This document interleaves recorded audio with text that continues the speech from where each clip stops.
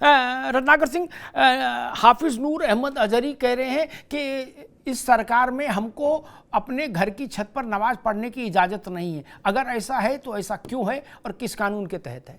रत्नाकर सिंह, थोड़े में ज्यादा स्वाद ये तो है इसकी खास बात। वाओ मम्मा क्या स्वाद है, अरे मेरे राजा।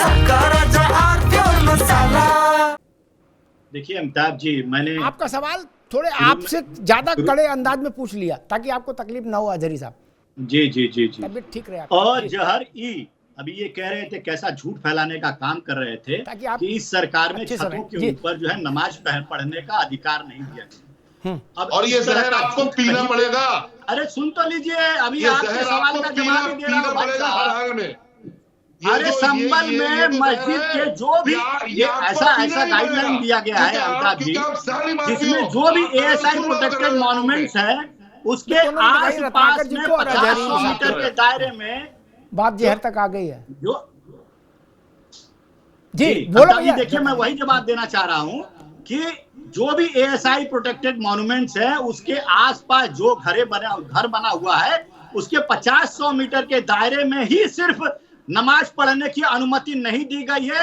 इसलिए नहीं दी गई है प्रशासनिक दृष्टिकोण से, ये सत्ता और पावर का दुरुपयोग नहीं है। झूठ फैलाने अरे सुनो, ये जो जिसको आप जहरीला बोल रहे हो ये जहर है, ये जहर है, तो ये जहर आपको पीना पड़ेगा क्योंकि आपने जुल्म किया है, आपने सत्ता और पावर का दुरुपयोग किया है। आपको जवाब देना पड़ेगा जनता को। सरकार ने आप एक समुदाय को बहुमत और ताकत के बल पर टारगेट करोगे आप, और हम लोग कमरों में बैठकर आपको देखते रहेंगे। हम देखने वाले नहीं है। जब जुल्म होगा, ज्यादती होगी तो निकलेंगे। और दूसरी जो ये बड़ा हिमायती बन रहे हैं अभी। अरे भाई साहब सुनिए, हम देश के थे रहेंगे, हम ही हैं जो 50,000 से ज्यादा और पासना तालीम हाफिजों कारियों ने इसी मुल्क की आबियारी के लिए जान दी।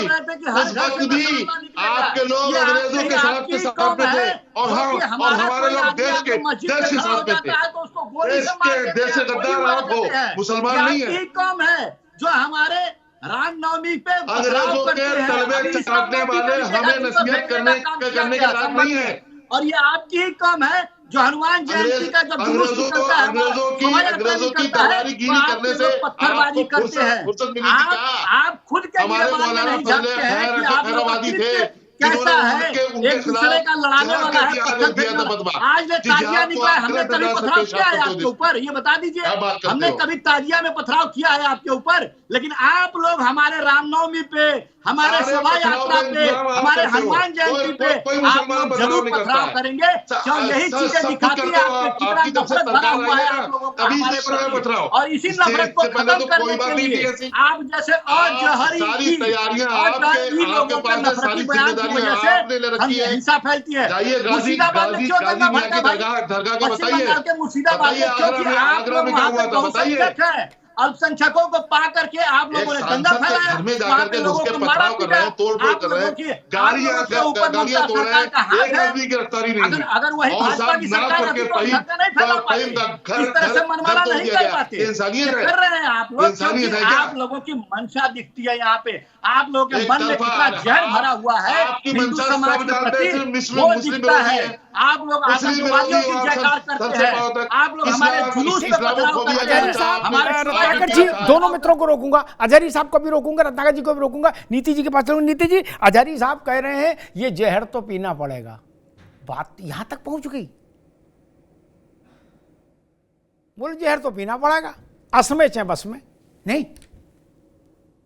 हम तो सोच रहे थे वक्फ का ही मामला, ये तो जहर तक चला गया मामला, वक्फ तो पीछे छूट गया, अब तो जहर का मामला आ गया। बोले एक एक गिलास जहर सबको दो। दुख हो रहा है, ऐसा लग रहा है रूह अफ़ज़ा बटेगा। जी अमिताभ जी, ना तो ये मुसलमानों का कानून है ना हिंदुओं का कानून है, ये राष्ट्र का कानून है। पहले ये चीज समझने की आवश्यकता है। ये राष्ट्र के हित का कानून है, राष्ट्र की जमीन को संरक्षण देने का कानून है, राष्ट्र के हितों को संरक्षण। अमित शाह जी से कहलवाइए, कहाँ हिंदू मुसलमान घुसा रहे हैं आप? वक्फ बोर्ड एक अमित ट्रस्ट शाह जी है, से कहलवाइए। एक रिलीजियस ट्रस्ट है, मान लेते हैं कि रिलीजियस ट्रस्ट है, एक विशेष धर्म के, वहां पे उस धर्म के लोग अनुयायी होने चाहिए। लेकिन चैरिटेबल जो कमिश्नर है, जो व्यवस्थाओं को देखता है, जो कहता है कि मुझको आप पेपर्स दिखाइए, ऑडिट दिखाइए, मुझे बताइए, ये थोड़ी ना कि संसद में, अरे बाबा 1947 में बीजेपी का जन्म नहीं हुआ था जिस समय देश का बंटवारा हुआ था, और एक क्षेत्रफल आपने पाकिस्तान के नाम पे एक मुसलमान समाज को दे दिया था। उसके बाद ये कहां से आ रही है? जब मुसलमान इतना गरीब है तो मुझे तो ये नहीं समझ आता, सबसे बड़ा एसेट तो जमीन होता है ना अमिताभ जी, जिसके पास ज्यादा जमीन है उतना अमीर आदमी है। जब आप इतने गरीब हैं तो ये जमीनें कहां से आ रही हैं आपके पास? अरे आपकी जमीन है ही नहीं, ये राष्ट्र की जमीन है।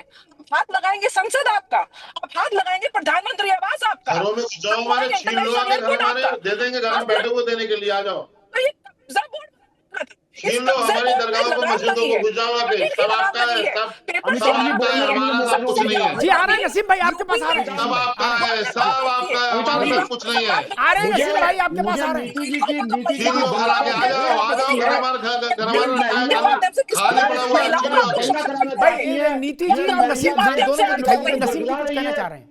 नीति जी और नसीम भाई, मैं मुझे साथ मत दिखाइए, मुझे अकेला बोलने दीजिए, मुझे अकेला बोलने दीजिए। कैसे बोल लेंगे आप? महिलाओं को बोलने का अधिकार कैसे छीनेंगे? अमिताभ जी हाथ जोड़ के आपसे प्रार्थना है, इस देश में आग मत तो फिर रुक लगाइए। जाओ, वो अपनी बात कह ले, तब आप अपनी बात कह लेना।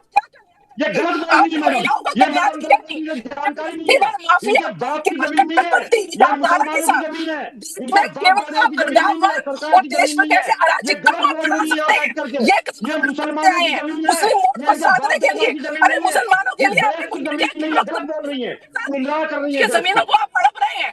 जमीन कम दी थी क्या पाकिस्तान को? ये इनके बाप जमीनें लेकर बैठे हुए थे, और उसके बाद काम हो रहा है। सबसे बड़ी जमीन यूपी के पास है, हमारी दंगे हो रहे हैं, हम इसका संरक्षण करते हैं, हमने अपने लोगों के लिए दी है। लेकिन वेस्ट बंगाल में वोट बैंक को साधने के लिए देखिए किस प्रकार से मुशीराबाद धूम हो रहा है। हम लोग केवल मुसलमानों को ब्रेन वॉश करके अपनी सियासी रोटी सेकने का प्रयास कर रहे हैं। ये राष्ट्र की जमीन है, किसी हिंदू या मुसलमान की जमीन नहीं है। हिंदू मुसलमान का बंद कर दिया, ये राष्ट्र की जमीन है। राष्ट्र के विकास के लिए हर राष्ट्र के 140 करोड़ जनता के कल्याण के लिए लगेगी। इसको अपनी जमीन बोलना, राष्ट्र की जमीन आपकी जमीन नहीं हो सकती, मेरी भी नहीं हो सकती, वो राष्ट्र की है। आप लोग केवल मुसलमान करके राष्ट्र के हित की अभियान कर रहे हैं, राष्ट्र के लोगों को मिसलीड कर रहे हैं। बोल रहे हैं तो वक्त वोट कानून क्यों लेकर आए थे? क्यों आपने अपनी जमीन पे हाथ लगा? तो बिना कागज के, कागज का है अगर जमीन आपकी है तो बताइए। आपके घर में आके मैं बोलूं कि ये घर मेरा सर करूं, मैं बोर्ड बना रखा था। आज आपको ऑडिट देना पड़ेगा, आपको पेपर्स दिखाने पड़ेंगे, उसके बाद आप बोलेंगे कि जमीन आपकी है। मंदिर आपके, गाँव आपके, तो पूरा देश आपका नाम कर देंगे। कैसे नहीं, तो जमीनें कहां से आपकी हो गई? इस प्रकार से आपने गरीब मुसलमानों को, माइनॉरिटी जो आपके अंदर माइनॉरिटी है, उनका हक छीना है। क्या पता किया है आपने वक्फ बोर्ड के माध्यम से? मुझे बताइए, माइनॉरिटीज विद इन माइनॉरिटीज, यानी कि मुसलमान महिलाएं क्या किया है? 3 तलाक से आजादी दी है मुसलमानों बहनों को अभिशाप से। आप लोगों के लिए हज यात्रा कराई है। राष्ट्र में जितनी भी पॉलिसियां हैं, प्रधानमंत्री आवास, जो सौदा बैंक को न्याय दिलवाइए, तो सौदा बैंक को पट्टियां पहुंचाइए। चलिए इक्वल राइट से आप देखिएगा डेटा, तो मुसलमान भाई बहन ज्यादा उसको प्रिवेल कर रहे हैं। सारी पॉलिसियां बिना किसी धर्म को, किसी जाति को, बिना किसी क्षेत्र का शिक्षा किए बगैर समान भावना के साथ देश में बांटी जा रही है। आप देश को बांटने का प्रयास करते हैं और मैं दोनों को रोकूंगा, नसीम भाई को भी रोकूंगा, डॉक्टर नीति जी को भी रोकूंगा, रत्नाकर जी के पास चलूंगा। एक प्रसंग, आप रुक जाओ नसीम भाई, रुको। एक प्रसंग मुझे याद आया, रुक जाओ भाई, एक प्रसंग मुझे याद आ गया। जमीन किसकी है ये तो कोर्ट बताएगा, मैं या चकबंदी वाला तहसीलदार बताए, मैं तो क्या ना राजस्व का अधिकारी हूँ ना कोर्ट हूँ। लेकिन एक प्रसंग याद आ गया, अभी बहुत पुराना नहीं है लेकिन जनता के लिए उसको याद रखना जरूरी है।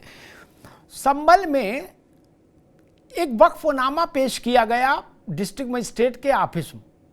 सब लोग धैर्य से सुनेंगे, मेरी गुजारिश है।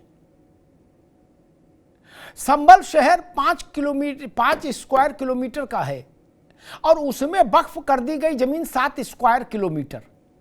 क्या जितना शहर का रकबा नहीं उससे ज्यादा की, और किसी अब्दुल समद के अरबी में दस्तखत, वो अब्दुल समद ने कर दी, जमीन हमारी है।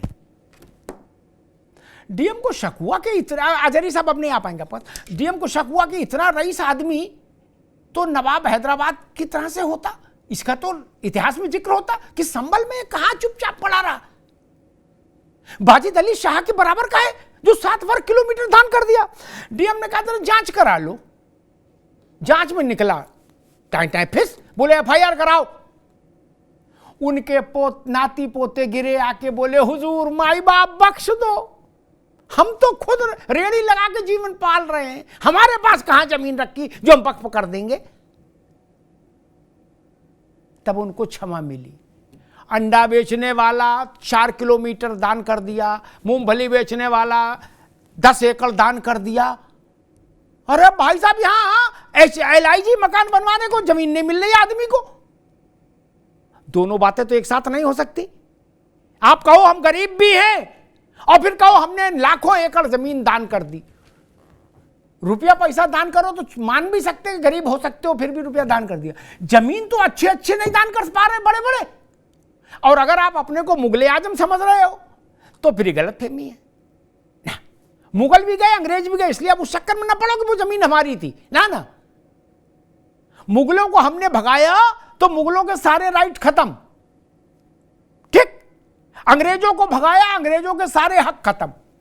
अब ये जमीन भारत की है, ना मुगल की, ना अंग्रेज की, ना औरंगजेब की, ना गाजी सालार की। ये जान लो भारत की जमीन है, ना अकबर की, ना बाबर की, ना हुमायूं की, किसी की नहीं है। इस गलत फहमी से सब लोग तुरंत निकल आओ भैया, ये विषय नहीं चलेगा इसे। कुछ तो सस्ता लो, सब बढ़िया लो, इसमें क्या खास बात है? थोड़े में ज्यादा स्वाद, यही तो है इसकी खास बात। मसाला